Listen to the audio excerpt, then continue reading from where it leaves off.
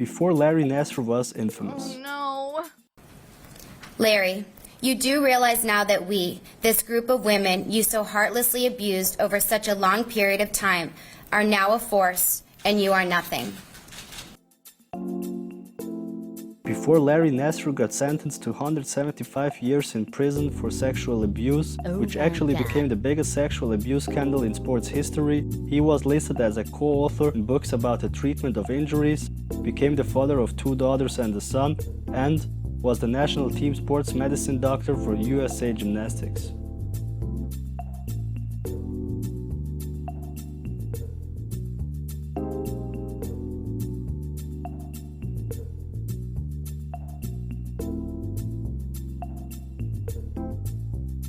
Larry Nassar was born on August 16, 1963 in Farmington Hills, Michigan as the son of Fred and Mary Nassar.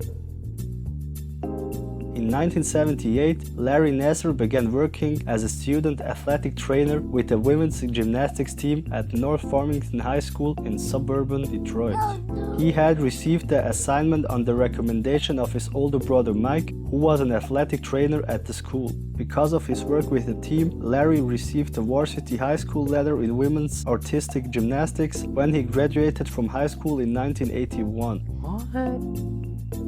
Mr. Nassar went on to study kinesiology at the University of Michigan, which is the scientific study of body movement. There he earned his undergraduate degree in 1985. During this time, he worked with the university's football and track and field teams.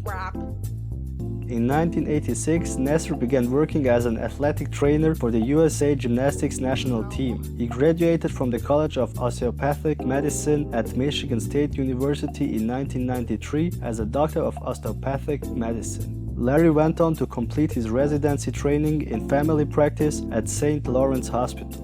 Then, Mr. Nassar began working as a theme doctor at Holt High School in 1996. 1 year later, Larry completed a fellowship in sports medicine and began working as a theme physician and assistant professor at Michigan State University, earning $100,000 annually. Why are you here? Larry married Stephanie Lynn Anderson on October 19, 1996 at St. John's Catholic Church in East Lansing. The couple later moved to Holt, Michigan and had 3 children together. It is unclear when exactly the first allegations of sexual abuse executed by Mr. Nassar were made, but it's clear that there have been several incidents where the USA Gymnastics had dismissed warnings about coaches, including the time when Larry worked there as a national team sports medicine doctor. In a 2013 lawsuit, USA Gymnastics officials admitted under oath that allegations of sexual abuse were routinely dismissed unless they came directly from a victim or victim's parent. Eventually, the USA Gymnastics fired Nassar in 2015 after learning of athlete concerns.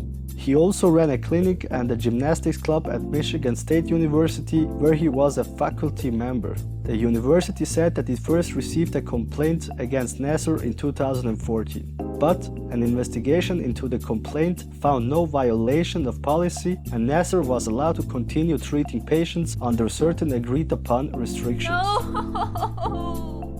In September 2016, the Indianapolis Star revealed that 2 former athletes had made accusations of sexual abuse against Nassar.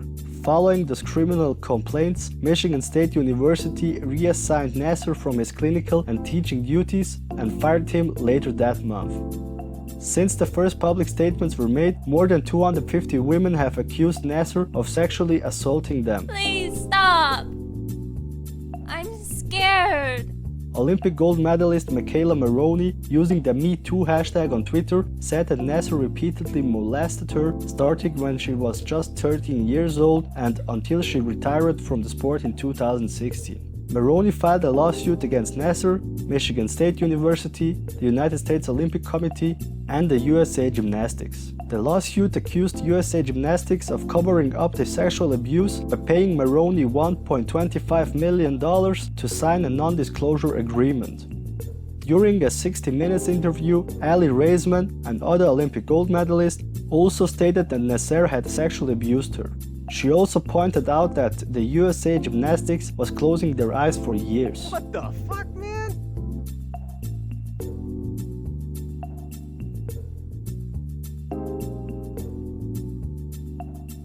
Ironically, after the accusations had been made public, Nassar ran for whole school board and received 21% of the votes.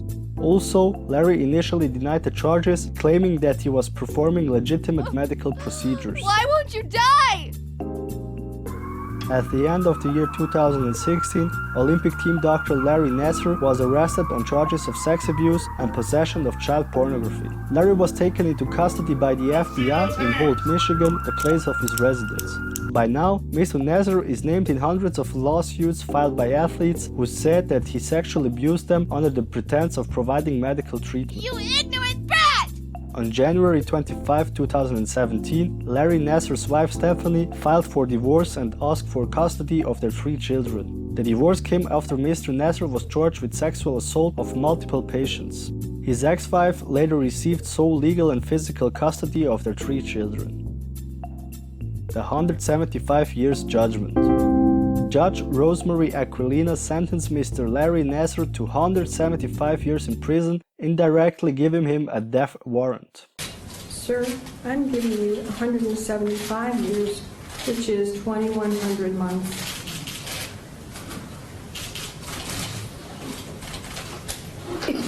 I just signed your death warrant. The biggest reason why Nassar was so big in abusing hundreds of women over 3 decades was because he used his personal relationships to build trust in the community and to convince people that these treatments were legitimate. And when someone did raise the alarm and reported him, Nassar's friends were there to silence them. According to the Rape, Abuse and Incest National Network statistics, every 98 seconds an American is sexually assaulted. And every 8 minutes, that victim is a child. Meanwhile, only 6 out of every 1,000 abusers will end up in prison. Hey guys, this quote actually has shaken me to my core. Please let me know what you think about it. This was Larry Nassar's brief biography before he was infamous. If you want to know more about the backgrounds of Larry Nassar, take a look at the video description below. Would you like to watch more videos like this one? Then subscribe to my channel right now and never miss a video again.